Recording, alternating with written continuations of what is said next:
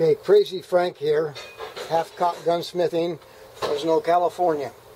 I made a video some time back about the Ruger 1022 trigger group, and I showed a few things on how to make them better, and a gentleman wrote me a comment back saying that he was very unhappy with the Ruger trigger group and that he just put it away in the drawer, but after watching my video he was going to take it back out. I'm assuming he bought an aftermarket one or something. And so I want to walk you through this step by step. The trigger group is held into the receiver with just two pins in these two holes.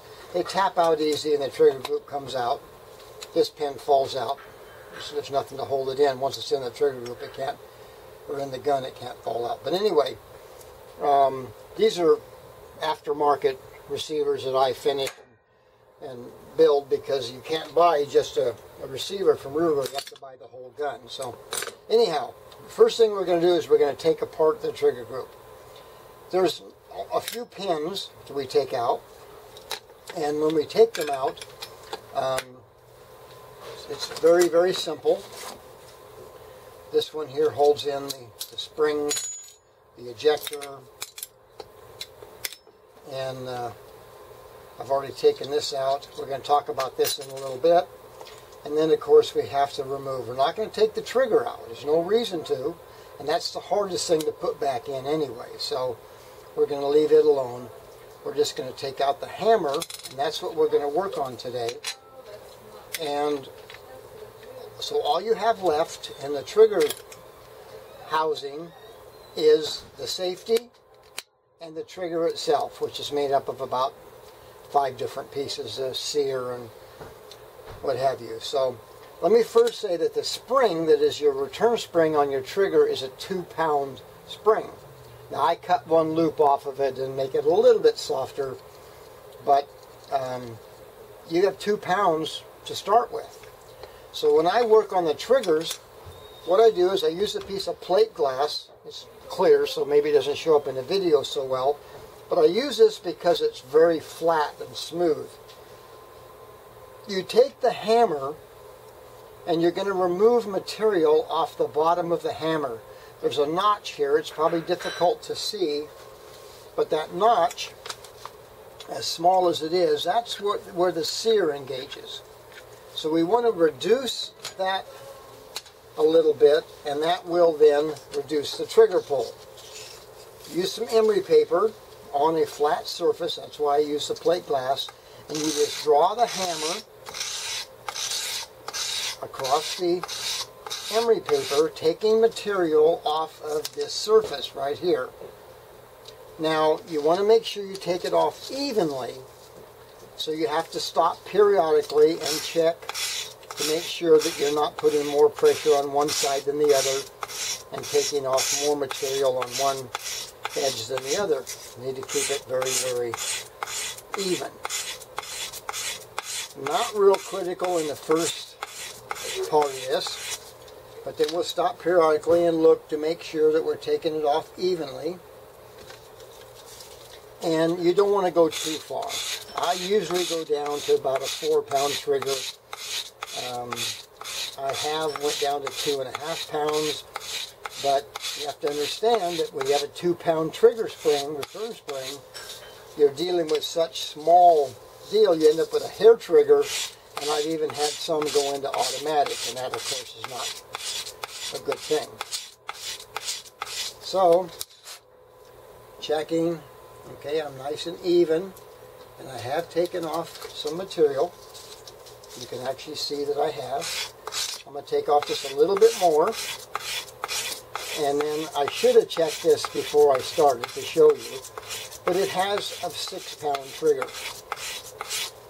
Now what we're going to do is we're going to reassemble it to see what kind of tension that we have now on our hammer. If you lay the hammer all the way forward, it's not engaged with the sear, so it goes in very easy. Then put in your trigger return spring, and we'll check to see what our trigger pull is.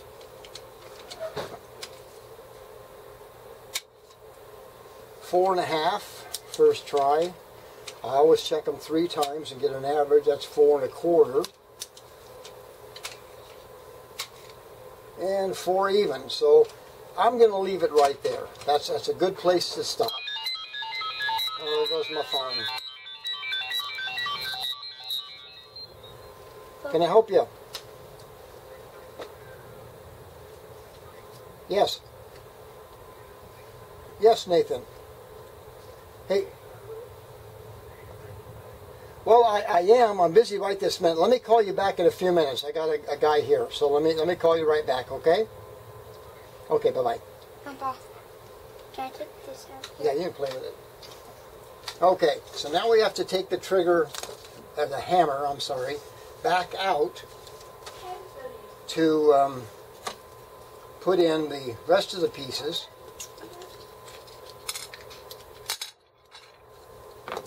So what I probably want to put in first will be the hammer. And I want to show you that the hammer spring, this is actually the spring for the bolt release.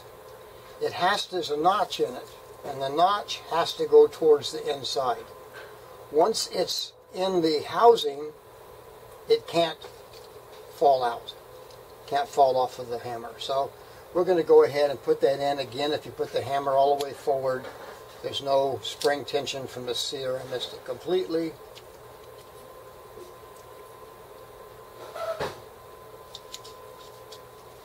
Then we got to keep the hammer, the spring, up. If we don't, it'll get underneath things, and then you got all kinds of problems. So that little spring, we have to keep it where it's above and not drop down inside. As we start to put in the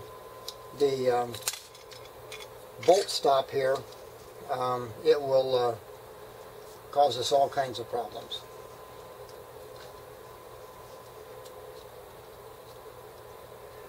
It wants to turn. It's got to be flat so that it'll pick up the hammer.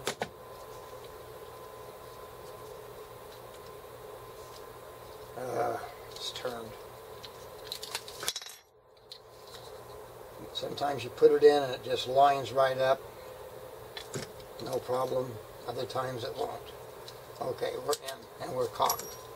Okay, now in this spring, like I say, we have to keep it up. Let's go ahead and put in the mag release and the handle, the magazine extended mag release, and we'll have to put in this. Now this is the stock one, and I showed this in another video, maybe not very well, but it has a heart-shaped little piece coming down, and that holds the bolt stop in place. Even if you release the charging handle, it won't let it go. You got to go underneath and push it up to get the pin to come around here. So what I do is I modify them. Simple, put it in a vise, and you take that piece out, like you can see. I'm not going to take the time to put it in a vise, but I've got the little files, and after I get the thing pretty much off, I go to a round file and then grind it off. So I'm going to put this one in place of the stock one. So it has to go in, and this lever goes this way. So now I'm going to have these pieces to line up. First I'm going to line up the bolt release.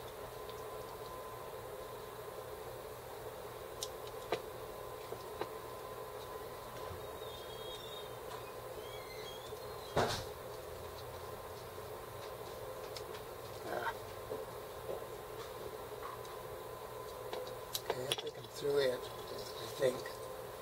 And I'll line up the hole in the, no, not through it.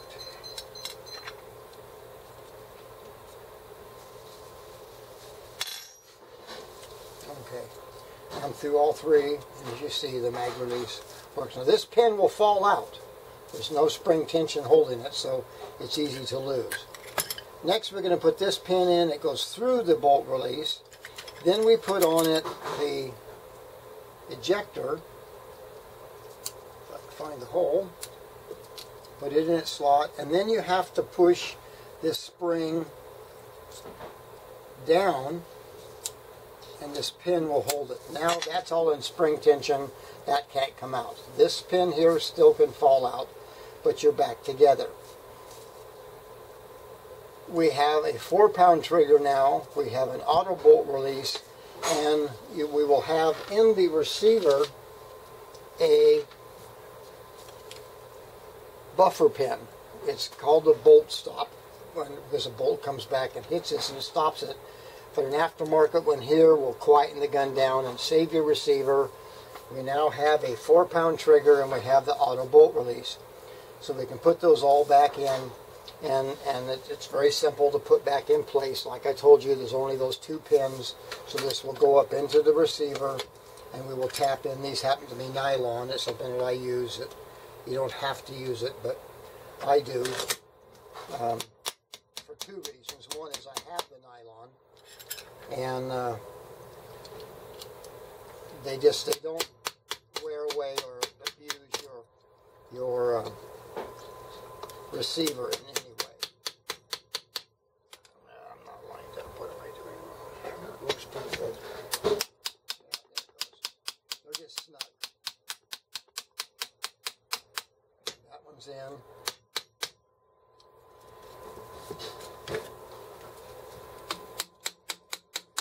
And that one's in.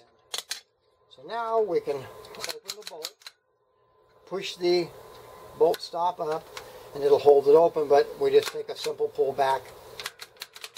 Well, it's supposed to be working. It's stiff.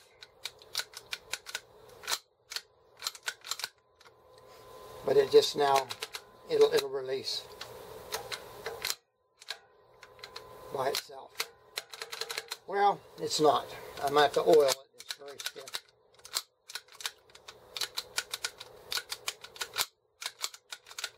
Oh, it's just falling out. That's part of my problem. There, it's back in. That pin is easier once it's in the gun to hold it open. And now it's going automatic. So those are some things you can do. They're simple. You watch me do a 4-pound trigger, drawing it on a flat surface with the emery paper. So it's not hard to do. File out this piece and make it an auto bolt release, the buffer pin, and your thing is a lot better. So take that out of the drawer, spend some time on it. Won't cost you any money, just a little bit of time, and you'll improve your Ruger a bunch. So that's it. Hope it helps you. That's what this is all about. It's not about me making money. It's about helping you to do your own work and save money and make your guns better. So, Crazy Frank signing out.